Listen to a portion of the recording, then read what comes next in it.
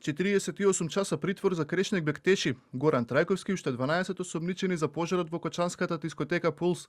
Судија на претходна постапка го прифати барањето на обвинителството и им определи краткотраен притвор на поранешниот министер за економија Бектеши, екс-директорот на Државниот пазарен инспекторат Горан Трајковски и на уште 12 лица осомничени за катастрофалната несреќа. Судот во Кочани го прифати барањето на обвинителството по предлогот за определување мерка краткотраен притвор за сите 14 осомничени лица. Државниот обвинител Љупчо Коцевски вчера откри дека се работи на итно процесуирање на осомничени за тешки дела против општата сигурност.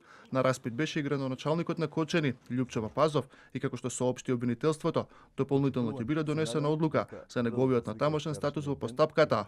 Издадени се 59 наредби за обдукции, наредби за обезбедување на видеоматеријали од безбедносни и други камери, наредба за одземање на документација од правен субјект врз основа на барање на меѓуинституционална помош и соработка, вештачење на мобилни телефони за потребите на постапката и итно се врши во истражниот центар во основното јавно обвинителство за гонење на организиран криминал и корупција.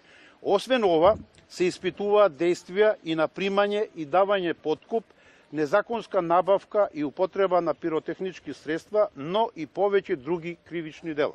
Според досегашната истрага, во дискотеката немало хидранска мрежа и доволен број противпожарни апарати.